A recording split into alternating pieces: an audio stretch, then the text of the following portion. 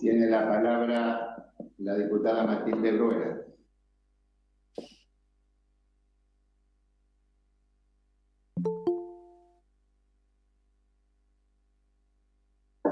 Está sin micrófono, diputada.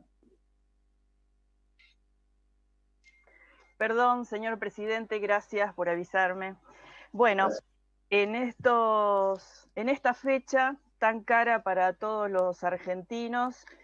que es una fecha en la cual recordamos los 45 años de aquel golpe de Estado, un repudio a todos los golpes de Estado, no solo el argentino, sino como bien se dijo, también repudiamos los golpes de Estado que se han dado en toda Latinoamérica en la década del 70, pero también los golpes recientes como en Bolivia y en otros lugares de Latinoamérica. Mi homenaje en esta fecha, mi homenaje a las madres, abuelas, hijos, familiares de las víctimas y a todos los organismos de derechos humanos que han dado una batalla y siguen dando por la memoria, la verdad y la justicia, y reclamando por la vida de sus desaparecidos y de sus víctimas. Aquel golpe de Estado que se dio para hacer posible un plan económico como fue el plan de Martínez de Oz, que fue un plan nada más ni nada menos que un plan neoliberal al servicio de las corporaciones internacionales financieras y de expoliación del país, y que terminó con un país de la movilidad social.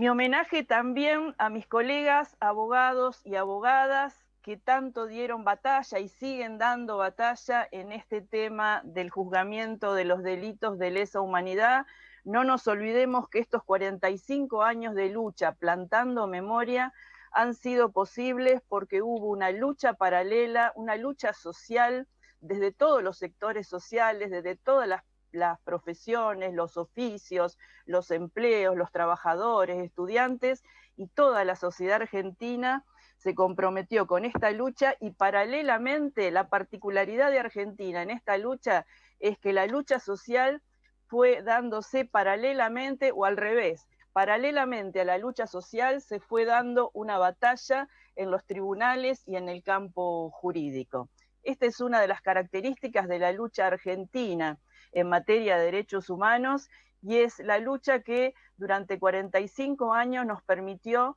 recomponer la memoria y hacer justicia y juzgar a los crímenes de lesa humanidad. Argentina es un ejemplo internacional en esta materia, y es un ejemplo de la batalla de estos 45 años, la puja entre el olvido, que siempre empuja y arremete para instalarse, y la memoria de los argentinos que pugna por reconocer y juzgar y repudiar los crímenes de lesa humanidad.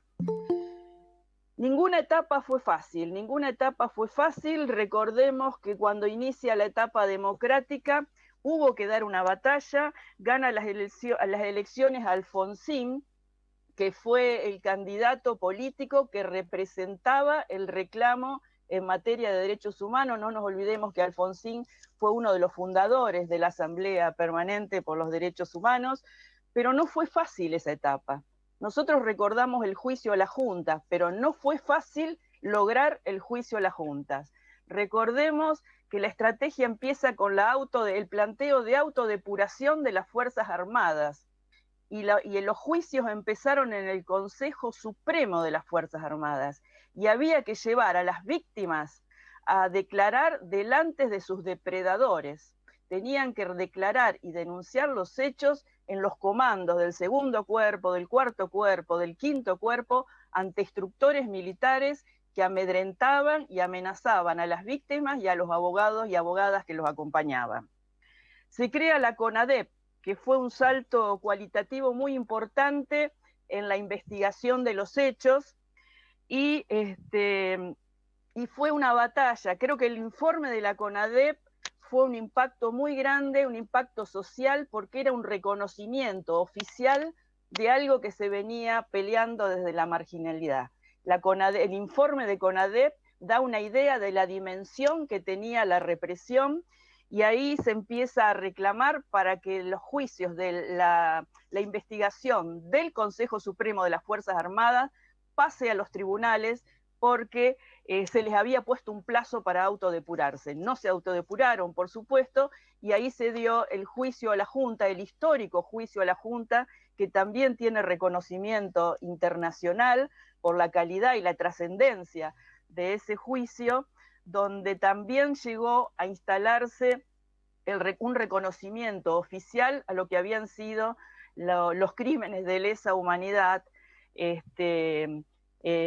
Argentina. No fue fácil, no fue fácil el juicio a las juntas. Yo recuerdo en las audiencias que pude presentar cómo los familiares de los represores separaban e insultaban a los familiares de las víctimas en medio de las audiencias.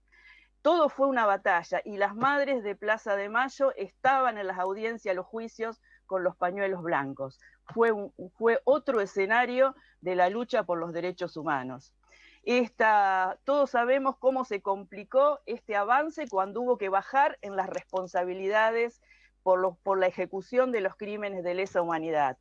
Sabemos que vinieron las leyes, los alzamientos cara pintada, las leyes de punto final. La ley de punto final quiso ponerle un plazo a los procesamientos, y aquí también quiero señalar lo admirable que fue la lucha de los organismos de derechos humanos para solicitar todos los procedimientos antes del plazo de los 60 días, y se convirtió así el punto final en un boomerang. Por eso se sanciona después la ley de obediencia debida, estableciendo una presunción de obediencia debida absolutamente inconstitucional. Quiero también recordar y homenajear a los dos camaristas que en la Cámara Federal de Rosario declararon la inconstitucionalidad de las leyes de obediencia debida y punto final, que fue el doctor Álvarez y la doctora Hernández, integrantes de esa Cámara, y que tuvieron un fallo digno en esa oportunidad.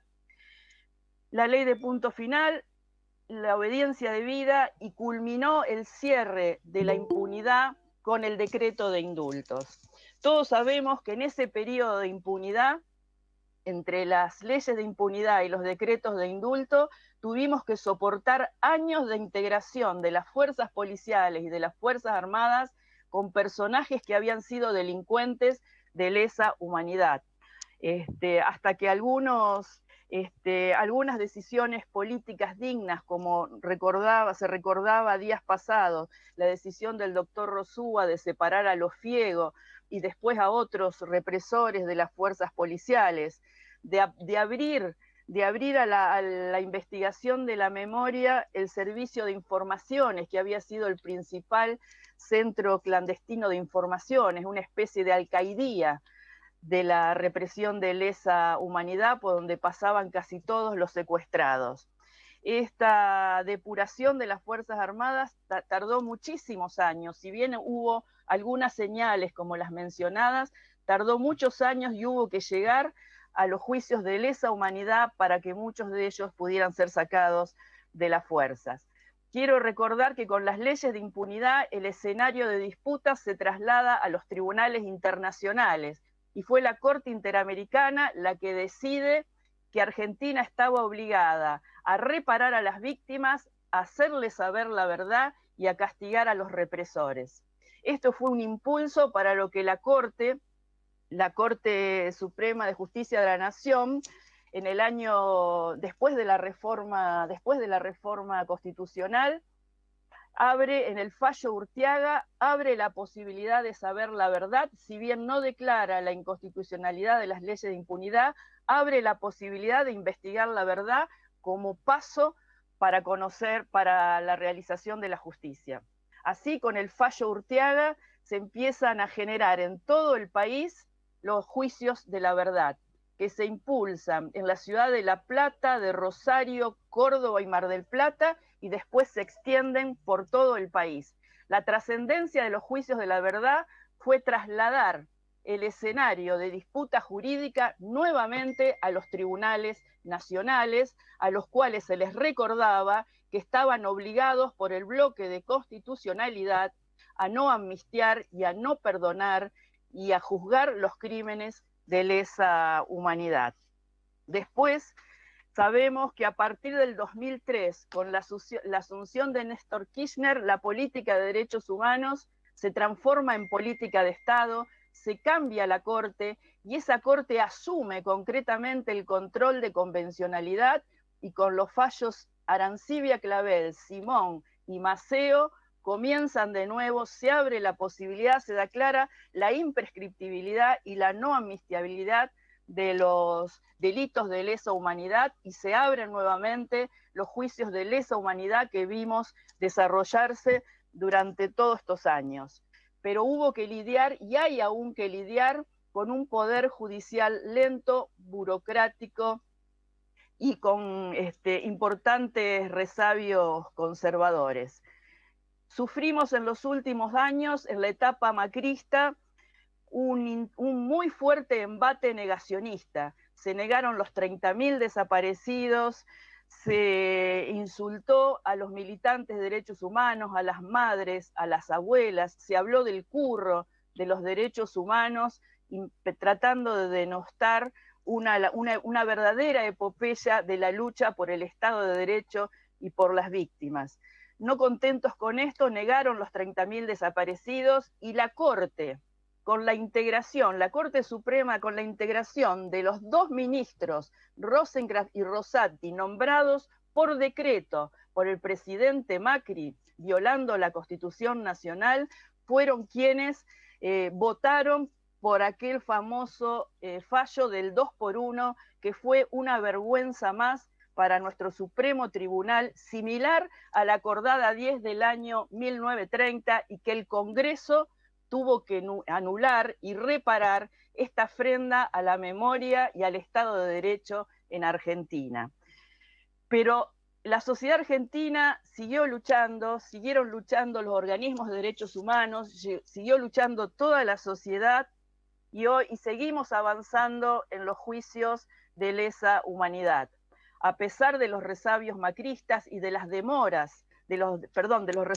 resabios conservadores en la justicia, la memoria y la justicia siguieron avanzando. Tenemos una deuda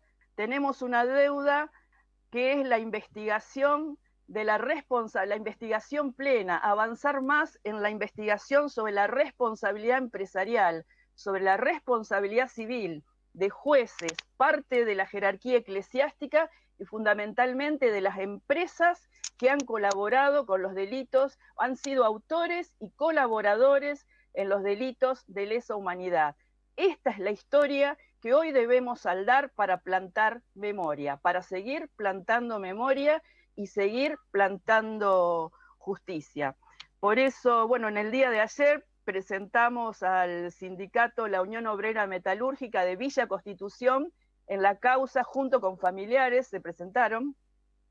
para seguir profundizando la investigación y para ser querellantes en la causa donde se investiga los crímenes de lesa humanidad que se cometieron en aquella zona fabril en los años 75 y 76.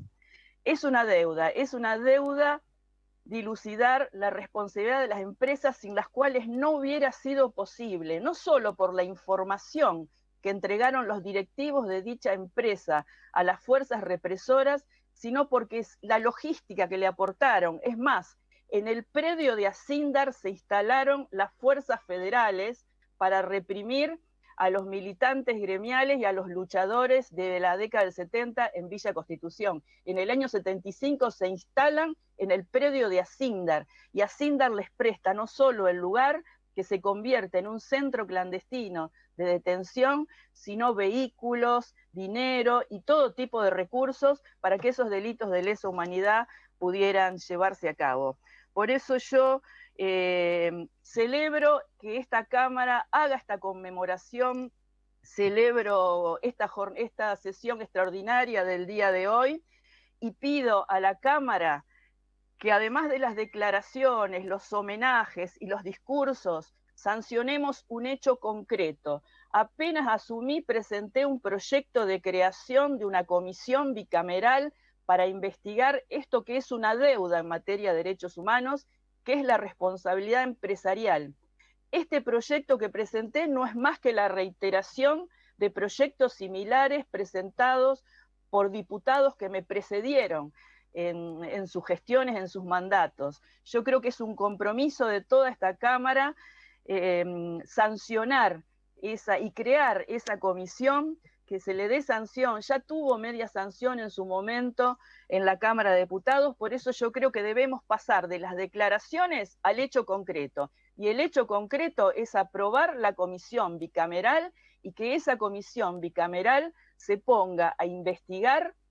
a plantar memoria, a plantar justicia y a aportar todo lo que pueda aportar, porque en los delitos de lesa humanidad, no solo el Poder Judicial, sino todos los poderes del Estado, estamos obligados a hacer nuestro aporte y a plantar memoria y a plantar justicia. Por eso este es mi reclamo y este es mi pedido a todos mis compañeros y colegas de la Cámara de Diputados, que yo sé que comparten en su mayoría este planteo, para que sigamos plantando memoria y justicia, y nunca más. Gracias.